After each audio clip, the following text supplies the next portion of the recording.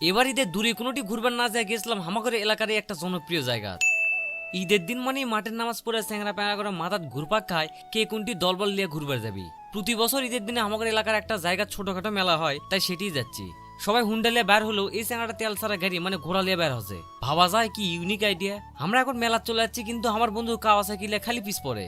মেলাটা হচ্ছে নাগর নদীর বাঁধের উপর, তাই দোকানের চাইতে লোকজনই বেশি। মেলাতে এসে আমার মনটা খালি খাই খাই করছে, তাই শুরুতেই মুড়ি মাখা বাদাম মাখা চাউল ভাজা সবই অল্পনা করে টেস্ট করছি। সবাই আছে ঘুরবার, আর আমরা যেটি যাই সেটি খালি খাওয়ার আইটেম খুঁজি। এর মধ্যে এলাকার কিছু ভাই ব্রাদার্সের সাথে দেখা হয়ে গেল। মেলাতে তো গরম যে ঠান্ডা কিছু না খেলে আর ভালোই লাগবে না, তাই লেবু শরবত খায় গলাটা ঠান্ডা করলো। এরপর মেলার থেকে বের হতে ফুলের দোকান দেখে ভাবলো মুত্তাকিনের ভাবির জন্য ফুল কেনা লাগবে, কিন্তু ফুল কিনবার যায় মনে হলো আমি তো বিয়েই করিনি। তাই ফুল লাড়া ছাড়া থুয়ে কিছুক্ষণ কাবলি ড্যান্স দেখনো।